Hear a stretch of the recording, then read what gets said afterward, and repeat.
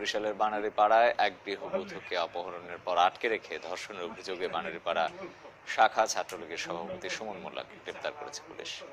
রবিবার আওয়ামী লীগ নেতারাই তাকে পুলিশের কাছে তুলে দেয়। এর আগে শনিবার বানারীপাড়া থানায় নারী ও শিশু নির্যাতন দমন আইনে তার বিরুদ্ধে মামলা দায়ের করেন ওই গৃহবধূ ও তার স্বামী। এদিকে এরই মধ্যে ওই ছাত্রলীগ নেতাকে দল থেকে বহিষ্কারের সিদ্ধান্ত নিয়েছে জেলা ছাত্রলীগের নেতারা। শনিবার বানারীপাড়ায় শলিয়া বাগপুর এলাকায় স্ত্রীকে নিয়ে নানার বাড়ি বেড়াতে যান স্থানীয় এক টেম্পু চালক। সে সময় উপজেলা শাখা ছাত্রলীগ সভাপতি সুমন মোল্লা তার 5 সহযোগীকে নিয়ে ওই বাড়িতে হামলা চালায়। এ সময় স্বামীকে আটকে রেখে গৃহবধূকে অপহরণ করে নিয়ে যায় সুমন। সেখানে ওই গৃহবধূকে রাতভর ধর্ষণ করা হয়। রাত্রি 1টা থেকে 5টা পর্যন্ত দর্শন করছে। আমার কাছে 1 লক্ষ টাকা দাবি করছে, না দিলে আমার ওয়াইফেরে মারিয়ে লাইবে, আমারও মারিয়ে লাইবে।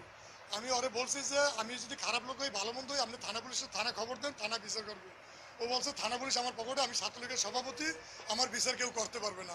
আমার গার দিকে আসতেছে, আমি ফুপু ডাকতেছি, ফুপু এরকম এরকম উনি লাইটনি বন্ধ করে আমাকে কি করতে জোরাজুরি করতেছে। ফুপু ধমকি দিছে, ফুপু তো মুরব্বী মানুষ, বুঝেন না, উনি তো ভয়ে চলে গেছে। আমার মানে কি বলবো, মানে দেখেন না আমাদের জোর করে এগুলো সবকিছু করছে। এ ঘটনার খবর পেয়ে ধর্ষিতাকে উদ্ধার করে পুলিশ। পরে সুমনের বিরুদ্ধে মামলা করা হয়। এ খবর ছড়িয়ে পড়ার পর আরেক আওয়ামী লীগ নেতার কাছে আশ্রয় নিতে গেলে সুমনকে পুলিশের হাতে তুলে দেন তিনি।